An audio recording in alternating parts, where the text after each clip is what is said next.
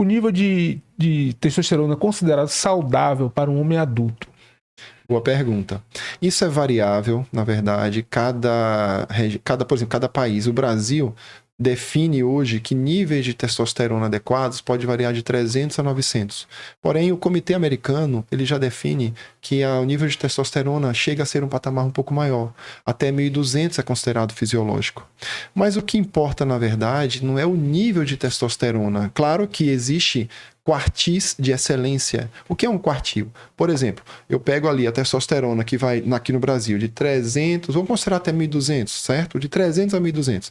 Se eu dividir essa variação de 300 a 1.200 em 4 partes iguais, isso que a gente chama de quartil. E o ideal da nossa testosterona é que ela esteja trabalhando com o quartil superior. É onde você consegue trazer para o indivíduo os melhores benefícios que ele pode ter com o hormônio. Então, seria aproximadamente ali de 900 a 1.200, que seria o auge da nossa vida hormonal. Quando você está nesse patamar, você está meio que produzindo o melhor que você tem, né?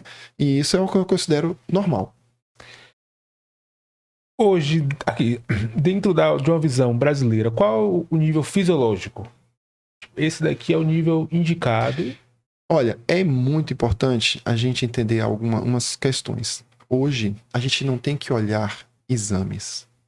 Exame é como o próprio nome fala, um exame complementar, ele auxilia no diagnóstico ou em uma conduta. Então, quando você define níveis, por exemplo, o indivíduo tem 400 de testosterona. Vamos colocar 300. 300 testosterona. Se você olhar pelo que eu já falei, isso é um valor mínimo. Porém, ele não tem queixas. Ele não reclama de nada, ele está tendo uma performance adequada. Enquanto pacientes com nível de 700 já podem estar reclamando de não estar dormindo bem, que está tendo pouca atração pela esposa, que não tem um orgasmo de uma maneira muito adequada como era antes. O que acontece? O valor laboratorial é apenas um modo para que você possa dar seguimento associado à clínica. Existe, na verdade, uma relação entre a testosterona e o receptor dela. Se você tem uma testosterona que está se ligando adequadamente ao seu receptor, ela funciona bem.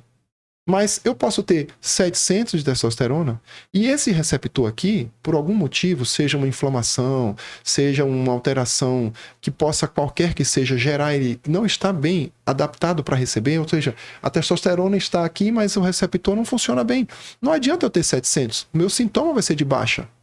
Então, essa questão de se ater muito ao valor laboratorial, que infelizmente ainda é um valor significativo para as sociedades médicas, eu acredito que isso não é algo tão ideal. Eu não posso dizer para você, olha, o cara com 900 é bom, o cara com 700 é bom, o cara com 400 é ruim. A gente tem valores limites, porque o valor de exame não é pela questão da saúde, é uma curva que o estudo faz para dizer o que é que está fora da curva de normalidade daquela sociedade, e nem sempre aquilo que você está vendo nos extremos. Mas o que é saúde? Saúde é outra questão. Saúde é um valor muito mais criterioso. Entendeu? Falando disso aí, quando você tá fazendo essa medida e tal, e os riscos dele ter prolongado, assim, por exemplo, você tá acompanhando, tá repondo, aí você faz exames para acompanhar algum risco? Perfeito. Veja bem, todo paciente que tem a sua indicação de reposição hormonal, ele tem que ser acompanhado pelo profissional, né? O que nós médicos precisamos? Precisamos deixar ele nas melhores condições e a gente tem que fazer controles eventuais. Inicialmente pode variar a cada 3 meses, a cada 6 meses. A gente tem que achar o equilíbrio daquele indivíduo, daquele paciente, para que a gente possa manter controles como todo mundo deveria fazer. Por exemplo, eu, no início da minha terapia hormonal, a cada 3, 4 meses eu fazia uns exames para tentar ajustar o que eu estou recebendo para o que eu preciso alcançar em metas, né? Tanto clínicas como laboratoriais. Agora, dentro de um uso indiscriminado, certo? A pessoa está utilizando hormônio, não procurou ajuda médica e está com esse nível hormonal muito acima. Perfeito. Vamos trabalhar aí com 2 a 3 mil de testosterona.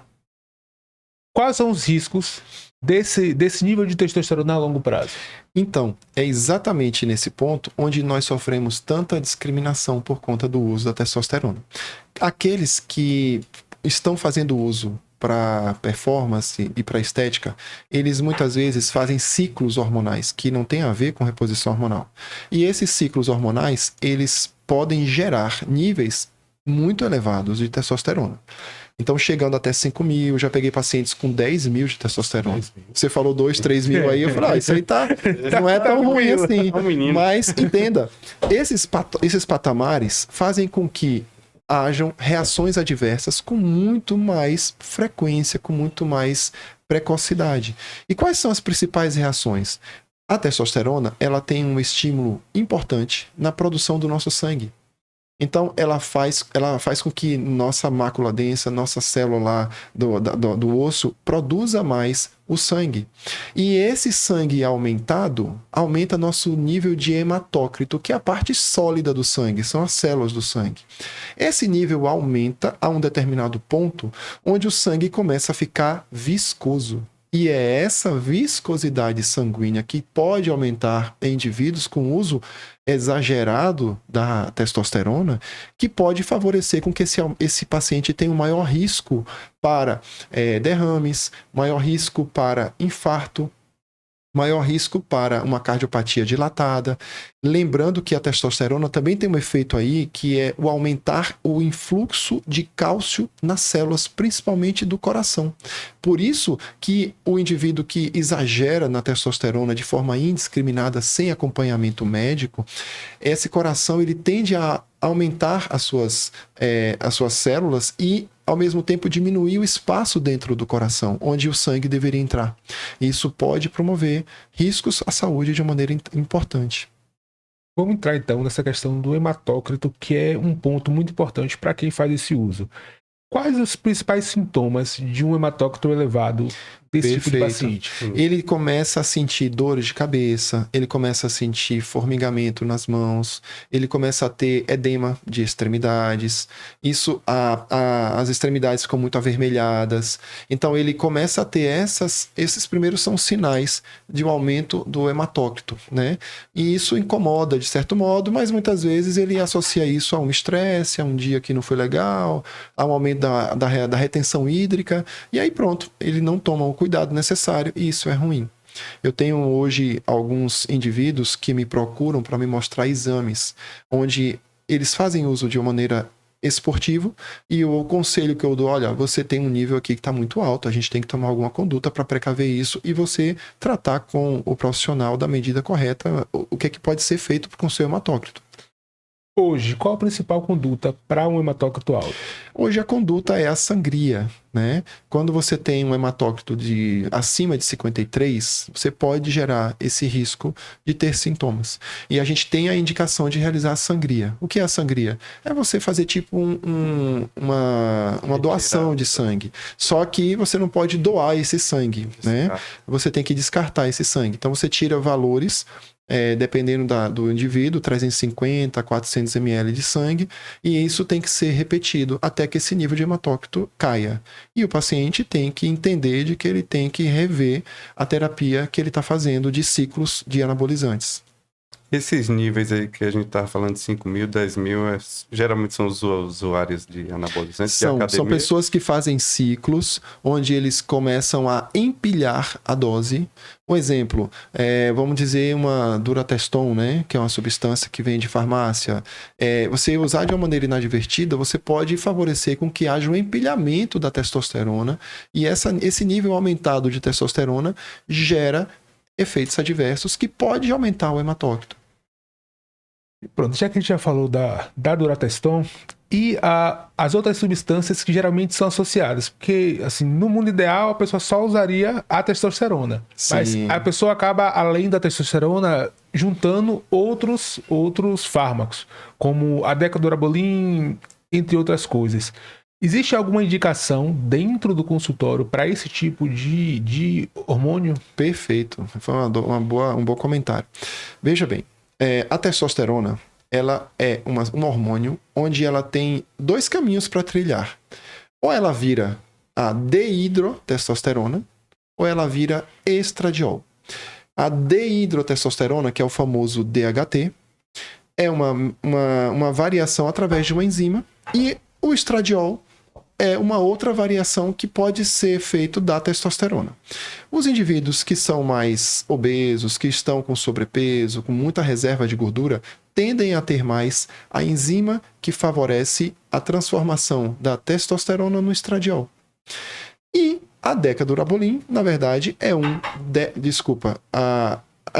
como você falou, decadurabolin, né? É um derivado do DHT. Ela não é uma substância que vai voltar a ser testosterona. Então, o indivíduo, por exemplo, que faz uso apenas da decadurabolin, quando você vai dosar a testosterona dele, está baixíssima. Esse cara ganha massa muscular e esse cara começa a ter queixas de libido baixa. Porque os níveis de testosterona são inibidos porque ele está fazendo uso de algo que é derivado da testosterona, mas não é a testosterona. E a testosterona tem vários efeitos, não é só aumento de massa muscular, como a gente falou aqui antes. Então essas pessoas, elas têm que ser bem acompanhadas para que eles façam uma junção, né, de uma medicação com outra, para que esses níveis não caiam de outra... a testosterona não caia, por exemplo. Já a aplicabilidade, por exemplo, da DECA que você falou, por incrível que pareça, existem vários estudos. E tem um cara aqui no Brasil que o ponto de conflito dele é exatamente trabalhar com essa medicação. E ele hoje tem estudos colocando o uso da decadurabolin em senhoras com osteoporose. Se você olhar na bula da DECA, ela tem a indicação formal para atuar na osteoporose. Pacientes com anemia crônica, você tem indicação também. Pacientes grandes queimados, naquelas aplicabilidades que eu falei com vocês anteriormente. Então você tem as suas indicações formais. Tem várias senhoras que eu atendo e que eu faço a reposição dessa substância com esse fim de melhora da osteoporose, melhora da sarcopenia. E o resultado é espetacular. É uma medicação muito bem tolerada para esse público.